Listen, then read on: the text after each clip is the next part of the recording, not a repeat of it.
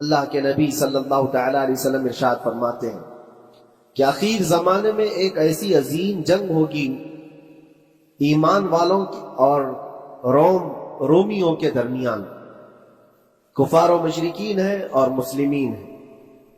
اس کو ملحمۃ الکبریٰ کہا گیا ہے، قیامت سے قریب ہونے والی یہ سب سے بڑی جنگ ہے۔ کفار و مشرکین 80 جھنڈوں کے نیچے آئیں گے اور ہر جھنڈے کے نیچے 12,000 کی فوج ہو، جو تقریباً حساب کرنے پر 9,60,000 کی فوج بن جاتی۔ اگر وہ مومنین سے مقابلہ کرنے کے لیے اتنی بڑی فوج ایک جگہ جمع ہوتی ہے تو پھر اس جنگ کا اندازہ کریں کتنی بڑی۔ اس کو الملحمۃ الکبریٰ کہا گیا ہے اس لیے کہ اس میں گوشت کے چھیتڑے اڑیں گے۔ ملحمہ جو کہا گیا ہے عربی میں کہ گوشت کے ٹکڑے ٹکڑے دیکھے جائیں گے، اس قدر اس میں جانے جائیں گی۔ اس جنگ کے متعلق جو اللہ کے حبیب صلی اللہ علیہ وسلم نے پیشین گوئی کی ہے، جو پہلے سے خبر دی ہے، وہ کیا ہے؟ فرمایا کہ پہلا دن جب ہوگا مقابلہ کا تو اس میں مسلمانوں کی جماعت میں تعداد کتنی ہوگی یہ تو نہیں بتایا گیا۔ کفار و مشرکین کے تو پتہ ہے کہ 80 جھنڈوں کے نیچے آئیں گے، لیکن مسلمان اور مومنین جو لڑ رہے ہیں ان کی تعداد کا کوئی علم نہیں ہے ہمیں، لیکن یہ پتہ ہے کہ ان میں سے 1/3 ایک پوری جماعت کا 1/3 حصہ میدان چھوڑ کر بھاگ جائے۔ جنگ میں سے وہ میدان چھوڑ کر بھاگ جائیں گے جب اتنی شدت کی چیز ہو رہی ہو، مصیبت آ گئی ہے، تکلیف آ گئی ہے۔ حضور پاک صلی اللہ علیہ وسلم فرماتے ہیں وہ دنیا کے روئے زمین کے بدترین لوگ ہوں گے، ان کی توبہ بھی قبول نہیں ہو۔ وہ سب سے بدترین لوگوں پیٹ دکھا کر جو نکل چکے۔ دوسرا دن ایسا ہوگا کہ مومنین کی جماعت کا 1/3 1/3 حصہ شہید ہو جائیں، قتل ہو جائیں گے۔ سوچو یہ بہت بڑی بات ہے۔ یہ دونوں چیزوں پر میں آج آپ سے گفتگو کرنا چاہتا ہوں۔ 1/3 حصہ میدان چھوڑ کر بھاگ جا رہا ہے اور 1/3 حصہ قتل ہو گیا، شہید ہو گئے۔ اس میں 1/3 حصہ بچا ہے، یعنی ایک میں اگر 3 پارٹ کریں تو 2 پارٹ تو ختم ہو گئے، 1 پارٹ بچا ہے۔ اور اللہ کے نبی صلی اللہ علیہ وسلم فرماتے ہیں اللہ رب العزت اس آخری تہائی حصے کو فتح مبین عطا فرمائے۔ فتح تو ہے ان کی، فتح ہوگی ان کی، لیکن جو حصہ بچا ہوگا وہ آخر کا 1/3 حصہ ہوگا۔ اب اس پر مجھے عرض یہ کرنا ہے، مومنوں کو اگر فتح دیکھنا ہے، اللہ کی نصرت اور مدد دیکھنی ہے تو یہ 2 چیزیں تو برداشت کرنی پڑیں گی۔ کون سی؟ پہلی چیز اپنوں کا چھوڑ کر بھاگ جانا، اور دوسرا اپنوں کا اپنے سامنے مر جانا۔ یہ دونوں چیزیں ہمیں دیکھنا پڑے گا۔ میرے عزیزوں، جو آخر میں بچنے والے لوگ جو ہوتے ہیں نا، وہ معمولی نہیں ہیں، وہ اللہ کی ذات پر سب سے زیادہ توکل کرنے والے لوگ۔ ان کو کوئی چیز ہٹا نہیں سکتی، اپنوں کی بے وفائی بھی ان کے قدموں میں لرزہ نہیں لاتی، اور اپنوں کا انتقال ہو جانا بھی ان کے حوصلوں کو نہیں توڑتا، تبھی جا کر کے اللہ تعالیٰ انہیں فتح مبین عطا فرماتا ہے۔ اور یہ چیز ملحمۃ الکبریٰ میں دیکھی جانے والی تھی، جو قیامت کے قریب ہونے والی جنگ ہے۔ لیکن میرے عزیزوں، آج ہم نے اپنی آنکھوں سے یہ مشاہدہ کیا ہے غزہ کی سرزمین پر، فلسطین میں 15 مہینے کے بعد آج صہیونی حکومتیں اور یہودی غاصب حکومتیں صلح کرنے پر اور ایگریمنٹ کرنے پر مجبور ہو گئی۔ دنیا ان کے منہ پر تھوک رہی ہے، تم 50,000 سے زیادہ لوگوں کو قتل کر کے صرف 200 لوگوں کو چھڑانے کے لیے آج بھی فتح کا جشن منا نہیں پا رہے ہو، بلکہ پھر جھک کر کے ان کے ساتھ معاہدہ ایگریمنٹ کرنے پر مجبور ہو۔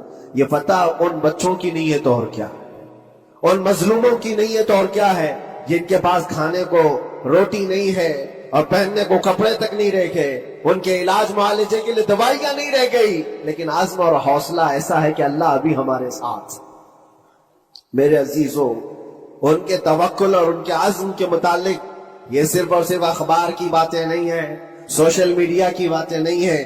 مخبر صادق رسول کریم صلی اللہ علیہ وسلم نے 1400 سال پہلے ہی بشارت دی تھی۔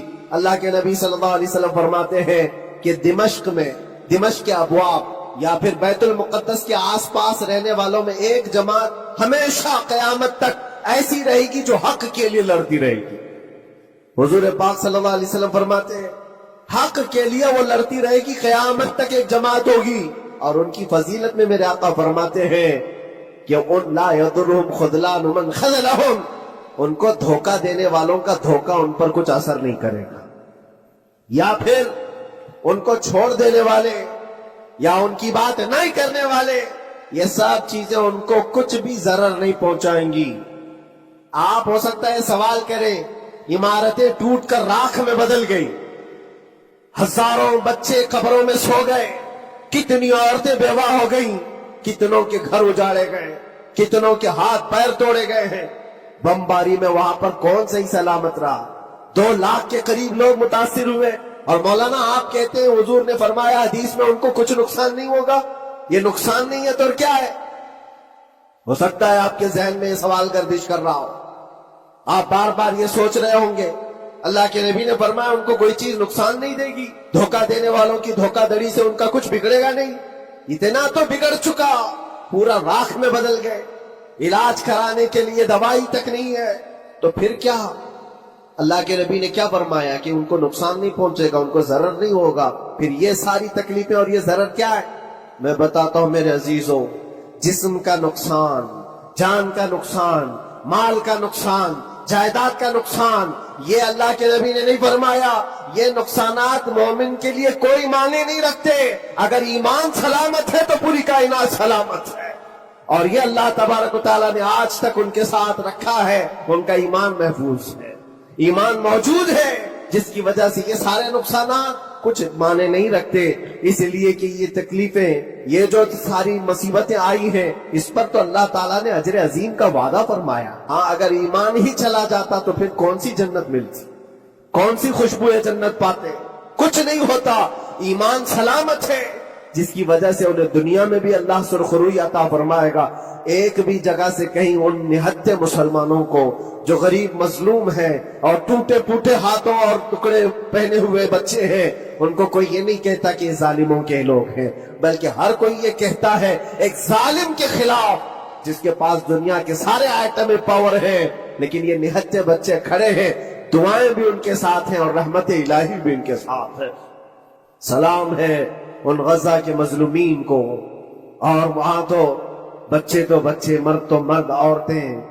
آپ نے سنا ہوگا ان جوان لڑکیوں کا میں نے دیکھا تھا, وہ کہہ رہی تھی کہ ہم رات کو برقع پہن کر کے اور رات کو ہم حجاب پہن کر کے سو جاتی ہیں, اس لیے کہ بمباری میں جب گھر تباہ ہو جاتے ہیں, صبح لوگ لاشیں اٹھانے آتے ہیں تو کہیں ہم بے پردہ لاشوں میں نہ مل جائیں. سلام ان بہنوں کو. آج وہ عورتیں سبق لیں ان سے جن کو اللہ نے ہر طرح کی نعمتیں دی ہے. تمہارے گھر میں جائیداد بے پناہ ہے, مال و دولت بے پناہ ہے, کپڑے روز بدلنے کے لیے تمہارے پاس ہیں, سب رکھ کر کے تم عورتوں کو آج ہم بازاروں میں جو بے پردہ دیکھتے ہیں, یہ شادی محلات میں ہر جگہ جو عورتوں کی بے حیائی اور بے پردگی دیکھ کر پھر میں سوچتا ہوں سلام ان بہنوں کو جو موت کی رات بھی حجاب ہٹانا نہیں چاہتی, اس لیے کہ دنیا سے جائیں تو اللہ کی بارگاہ میں حجاب کے ساتھ جائیں. یہ ایمان ہو تو پھر اللہ تبارک و تعالیٰ کی مدد بھی آتی ہے, نصرت الہی آتی ہے.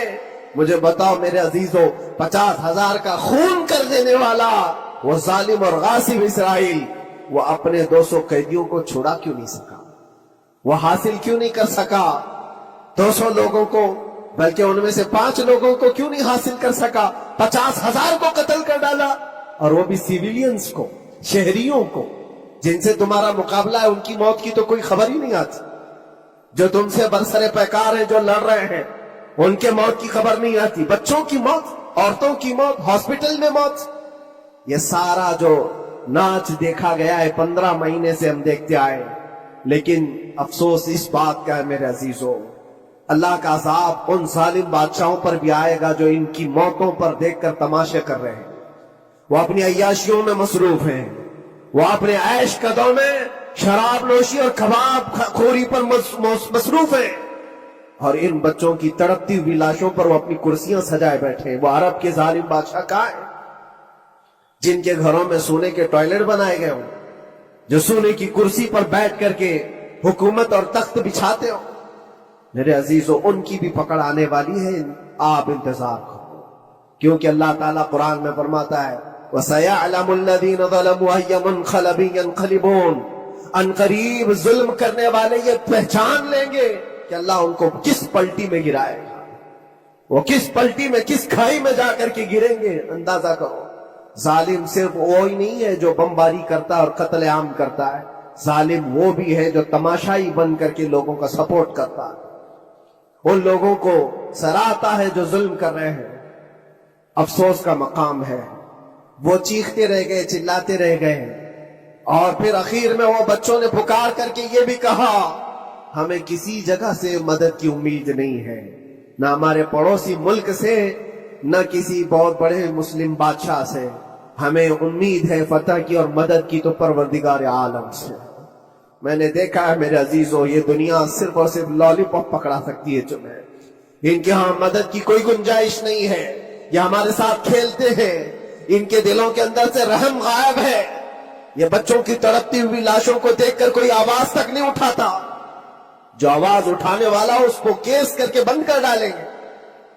جو بھی اگر مظلوموں کے لیے آواز اٹھائے، ان کا پرچم لہرائے، تو کتنے تو یہاں پر FIR ہو گئے، بند کر دیے گئے۔ کیوں؟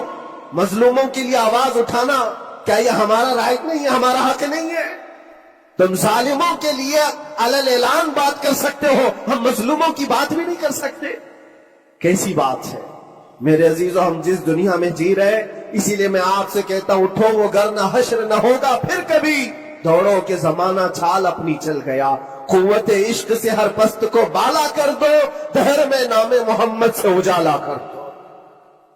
تمہارے پاس طاقت و قوت نام کی کوئی چیز ہے تو وہ ایمانی طاقت ہے، باقی کوئی چیز، کوئی طاقت و قوت تمہاری مدد نہیں کرے گی۔ وہ قوت ایمانی ہے جو بدر میں صحابہ کے ساتھ تھی، وہ قوت ایمانی ہے جو احد میں بھی صحابہ کے ساتھ تھی، وہ ایمانی طاقت و قوت کا جوش ہی ہے جو 4000 ہوتے تو 40,000 پہ بھاری ہوا کرتے تھے، وہ ایمانی طاقت و قوت ہی ہے جس پہ اللہ کی مدد اور نصرت آتی ہے۔ آج مومنو، آپ سب سے زیادہ اللہ پر توکل کرو، اللہ پر بھروسہ کرو۔ میں نے دیکھا ہے میرے اپنے معاملات میں، 8 مہینے تک میں اسٹرگل کرتا رہا، پل پل دیکھتا رہا، اور ایسی زمین پر مجھے لٹایا جاتا جہاں فرشی بھی نہیں ہے، پتھروں کی زمین پر لیٹ لیٹ کر کے ہماری کمر ٹوٹنے پر آتی۔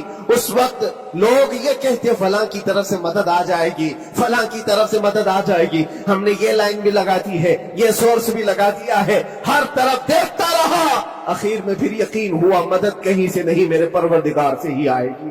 اللہ ہی مدد کرتا ہے مومنوں کی، بس یہ ہے کہ صبر ضروری ہے اور تھوڑی مصیبت اٹھانا ضروری ہے، اس لیے کہ مزاج ہے اسلام کا، اسلام زندہ ہوتا ہے ہر کربلا کے بعد۔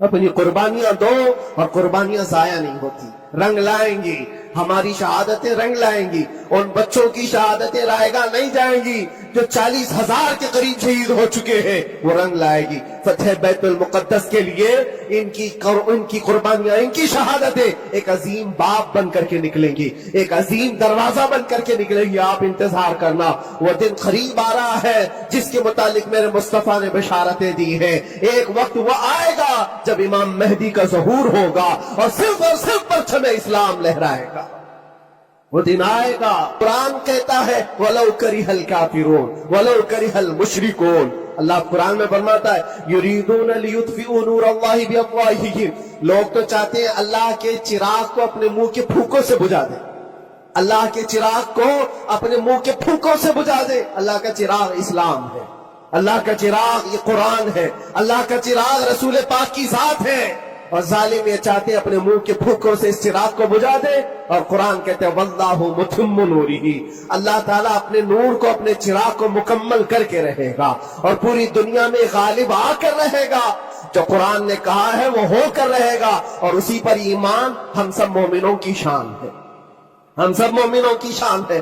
بس آپ کے لیے ذمہ داری یہ ہے، آؤ ان برائیوں کی وادیوں سے جس میں پڑے ہوئے ہو، نوجوانوں سے میں گزارش کرتا ہوں تمہاری نمازوں کا حساب کر لو، تمہارے اپنے اعمال کا حساب کر لو۔ اللہ کی مدد کو پکارتے ہو تو یقیناً اپنے چہرے صاف تو کر لو، اپنے دلوں کو پاک تو کر لو، اپنے اعمال، اپنی پیشانیوں کو مسجدوں کے سجدوں سے سجا تو لو، پھر مانگنے میں تمہیں ایک مزہ بھی آئے، ایک لطف بھی آئے، رحمان کی بارگاہ میں ہاتھ اٹھائیں تو آپ کو لطف بھی آئے، اپنے لیے بھی اور مظلومین کے لیے بھی مانگنے میں مزہ تو آئے۔ لیکن جب آج ہاتھ اٹھاتے ہیں تو پھر یہ دل میں بات آتی ہے، فجر تو قضا کر کے سویا تھا، عشاء تو پڑھا نہیں تھا، اور میرے حالات یہ ہیں، حرام کھایا ہوا ہے، کسی کا مال غصب کیا ہوا ہے، ان تمام معاملات کو لے کر کس طرح سے ہاتھ اٹھاؤ گے اللہ کی بارگاہ میں؟ پہلے اپنے آپ کو پاک کر لو میرے عزیزو، جب صاف ستھرے ہو جاؤ تو پھر اللہ کی مدد بھی آئے گی۔